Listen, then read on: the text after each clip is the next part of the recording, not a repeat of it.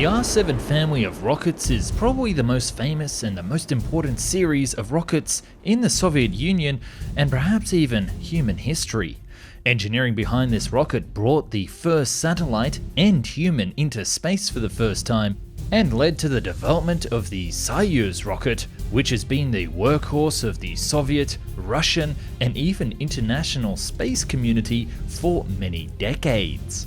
Today, we'll talk about the space pioneers, the engineers, the cosmonauts, the politics, and the betrayal of the R7 program. How many lives were lost throughout the years, and how the Soyuz almost never came to be. Strap in for a wild ride throughout history and see how the humans found the way to the stars. The main advantage that the United States had over the USSR in the 1950s is the means to deliver a nuclear payload. Moscow wasn't far away from the US Air Force bases as the DC, or pretty much any other US city, was from Soviet ones. So the Soviets started developing new ballistic missiles with their experiences from captured German V-1 and V-2 rockets to base their designs off. When Nikita Khrushchev came to power, he made it a #1 priority to develop new ballistic missiles capable of delivering the end of the world. That leads us to the first in the series. The R1 was a direct copy of the V2, and the R2 was a larger R1 with a bigger range. But in the early 1950s, Sergei Korolyov, the father of the Soviet space program, was put in charge of developing the new rocket, which could put the scales into balance. And so development started of the Semyorka R7. With this rocket, Russia opened up a whole new world of technology, exploration, and warfare. But you have to imagine, what if another nation had been first? China, Finland, or even Australia? It's this very scenario that you can play out on today's video sponsor, Conflict of Nations. Conflict of Nations is a free online player versus player strategy game that you can choose a modern country to lead into a global war. You fight 128 other players in a real-time game that can take weeks to complete, so it's perfect for those who want to casually play over time. Make alliances with other players, declare war on your neighbors, and take over the world. I personally love this game because of its long-term strategy, so I can plan out battle operations for weeks before I execute, just like the real-life Supreme Commanders of old.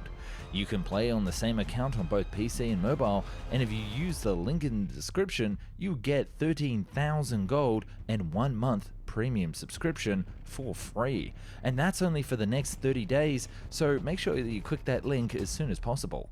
Back to the show.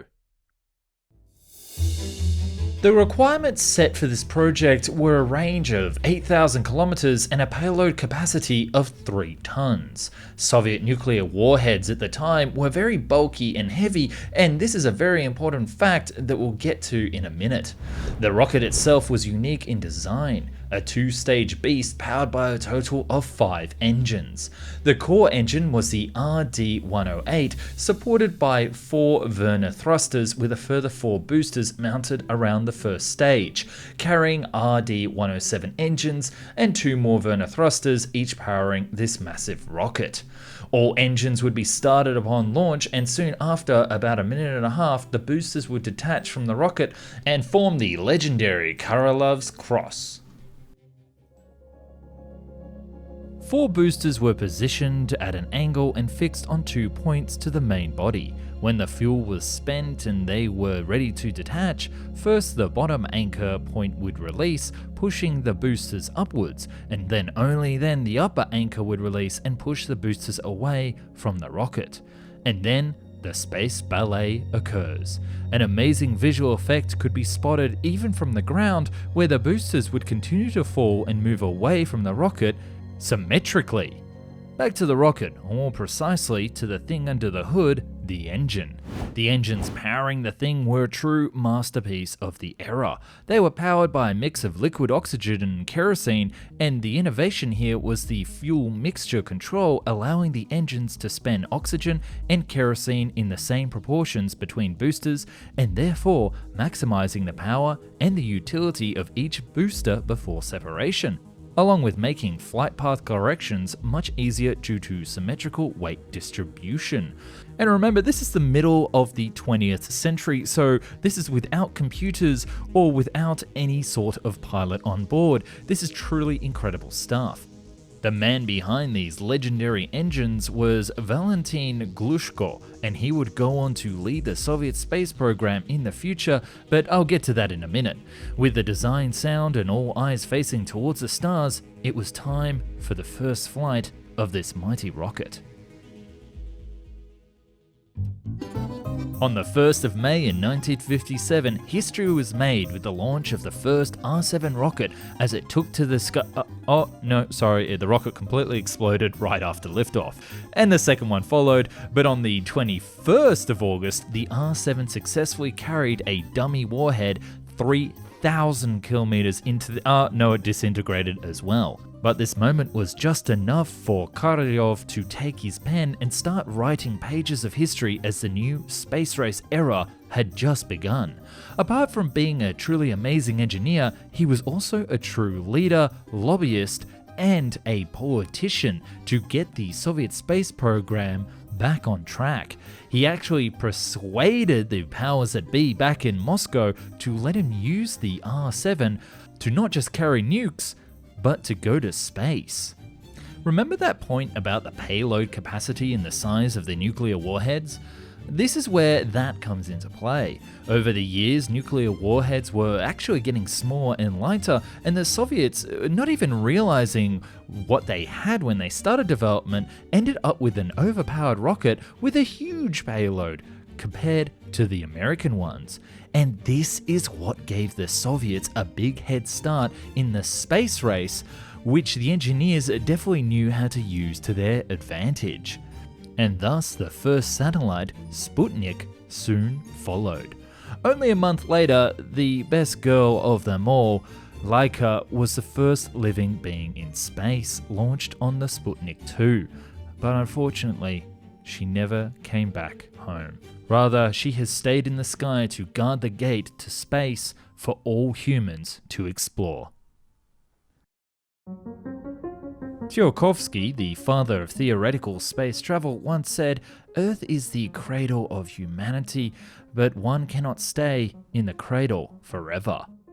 Further development of the R-7 led to a new rocket called the Vostok, essentially a 3-stage rocket now with the same engines used for the first and second stage and an additional RD-109 for the Block E, or the third stage of this new rocket. The maximum payload capacity was brought up to 4.5 tons, and the first goal of this rocket was manned missions to space. But before the Vostok, however, Luna 8K-72 rockets were the predecessors focused on the Soviet moon program. Luna 1 was the first attempt, which missed the moon by some 6,000 kilometers due to a malfunction, although it was the first spacecraft to leave Earth's orbit, or should I say, reach escape velocity. Luna 2 was a success and was the first human-made object to reach the surface of the moon, and Luna 3 was the first to take pictures of the far side of the moon, which you know is hidden from the Earth's surface. A couple more good boys were sent to space aboard Vostok rockets, this time also coming back to tell the story, like Belka and Strelka, and the possibility of a human in space was now becoming more viable than ever before. And so on the 12th of April in 1961, Yuri Gagarin, aboard the Vostok 1, made the first flight to space. This event changed the course of space history forever, getting NASA more committed than ever before to be the first person to put a man on the moon. But it is also where the story took a sharp turn downwards for the Soviets. Further development of the R-7 base design led to the Voskhod and Molniya rockets. Molniya was designed as an interplanetary 4-stage rocket with obviously a huge 4th stage, although it had a very troublesome start with many failures. It did succeed to send the first probe to land in Venus in 1967, so there is a success there. Voskhod, on the other hand, was still a 3-stage rocket, but made to carry multi-crewed missions into space, bringing Alexei Leonov into space for the first spacewalk. Meanwhile, Korolev was put in charge of a crewed moon mission and the development of the famous N-1 rocket. But all of this would prove to be a mistake. There was a fallout between Korolev and Glushko, who left the project without the appropriate engines. Korolev was overworking himself and trying to get the funding needed from the government, and due to health issues he previously had, he ended up dying in January of 1966 without completing his project. The story of the N-1 rocket is a topic for another day, but the death of Korolev marked the end of an era for the Soviet space program. Next year, Vladimir Karamov was to be the first human to lose his life in space aboard the Soyuz 1, and lastly in 1968, Yuri Gagarin died in an aircraft training accident. Neil Armstrong would then go on to put his foot on the surface of the moon in 1969, and the N-1 program was scrapped while the future was looking bleak for the entire Soviet Union. But this wasn't exactly the end, rather the beginning of maybe the biggest plot twist of space exploration and the Cold War. Despite Korolev's death, in 1966, it was also marked as the first flight for the Soyuz rocket, the last rocket of the R-7 family. This rocket, which would go on to carry even the American astronauts to space for many years, and which was the true legacy that all of the legendary Soviet space pioneers left for humanity into the years to come. I hope you enjoyed this video, and please do subscribe for the second part of this story, where we'll be focusing on the Soyuz and its variants and the Soyuz spacecraft as well. And until next time, as Gagarin once said, Polyechally. Don't forget to join me on Conflict of Nations and choose your own strategy to take over the world. Click the link in the description to get 13,000 gold and 1 month premium subscription for free. Remember that it's only for the next 30 days.